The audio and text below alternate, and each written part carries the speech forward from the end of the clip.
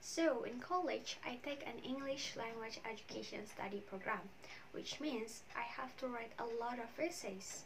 Now, when a normal student writes an essay, they may spread the work out a little like this. So, you get started maybe a little slowly, but you get the things enough done on the first day with some heavier days, but later on, everything gets done, things stay civil. And I want to be like that. That would be the plan. I would have it all ready to go, but then actually, when the essay would come up, and I would kind of do this. And that would happen every single essay. But then came my assignments, 1,500 words essay and a screenplay documentary film. Those were assignments that you were supposed to spend a month on.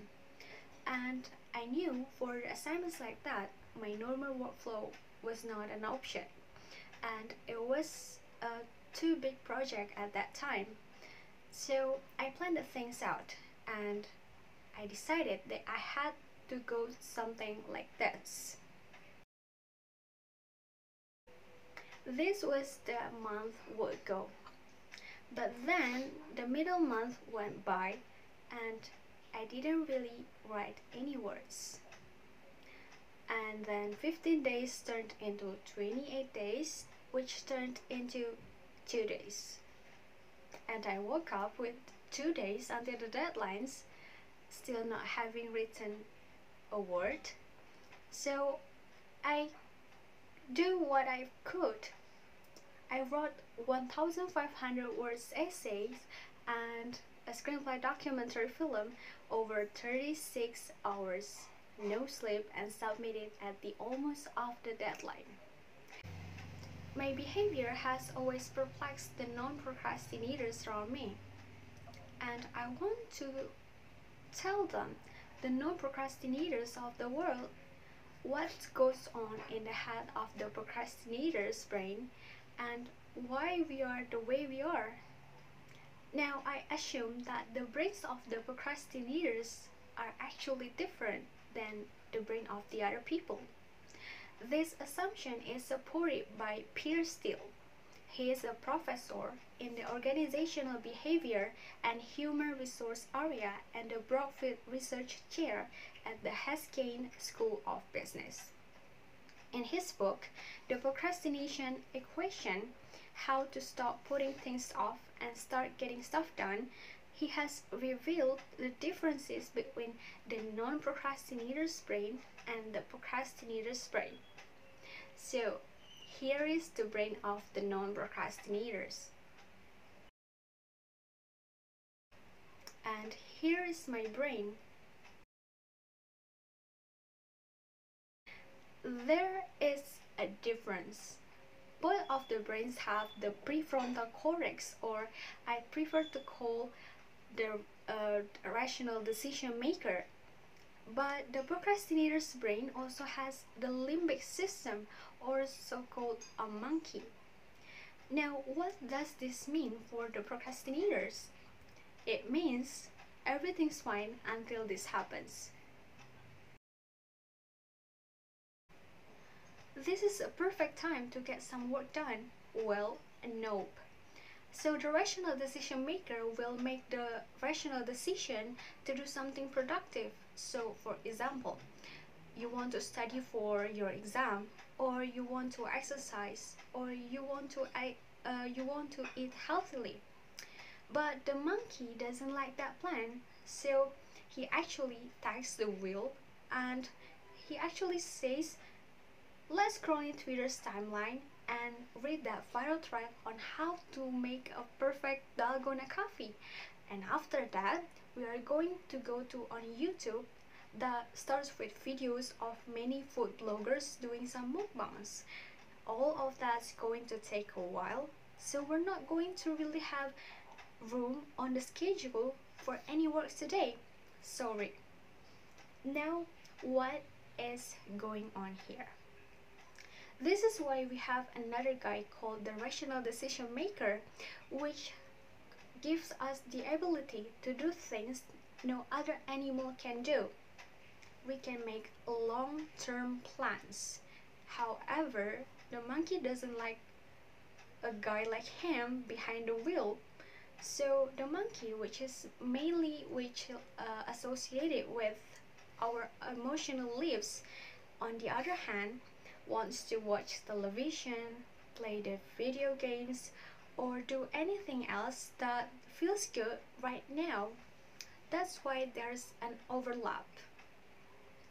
Well, turns out the procrastinator has a guardian angel, someone who's always looking down for him and watching over him in his darkest moments, someone called amygdala or the panic monster. He suddenly wakes up every time the deadline gets too close. It controls fear and anxiety and the stimulus, flight or flight response to a threatening stimulus. And importantly, he is the only thing the monkey is terrified of. So, for example, if you are in the jungle and you see a white lion in the distance, what do you do? I have no idea. I have never seen a wild lion, but I have seen a teacher approach me when I hadn't done my assignment. And I think the response is in the amygdala is quite similar. So the first thing you do is freeze, your palms get sweaty, your heart's beating fast, and your prefrontal cortex shuts down. So when we procrastinate, we experience a mild anxiety to a threatening stimulus, which just happens to be an assignment that you may have to complete. You might find that the task is overwhelming and you don't know where to get started. But back then to the first story, when I have succeeded to handle the task, I asked my friend, and I was not the only one who suffered from that problem. Then we were all proud of that when challenging our fingers typing like this. Well, it's not pretty, but in the end, it works. And I thought about this. Well, if the procrastinator's system works, then what's going on?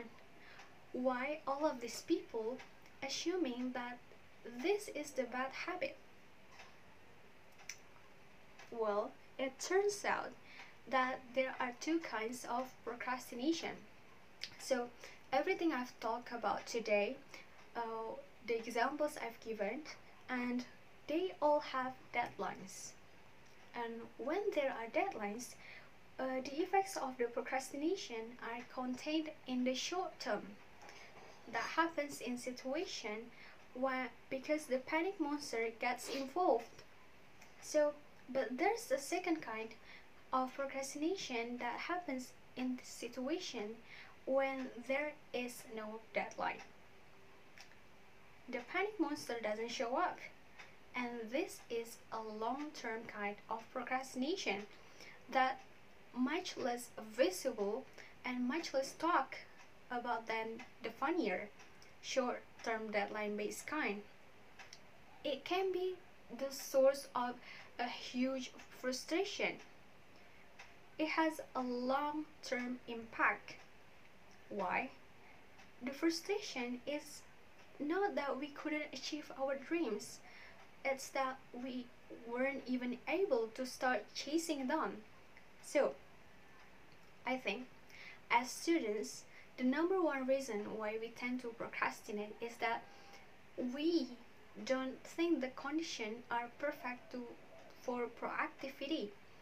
We wait until the weekend to finish our essay, and we wait until we are in the zone to be creative, and we wait until we have money to give charity.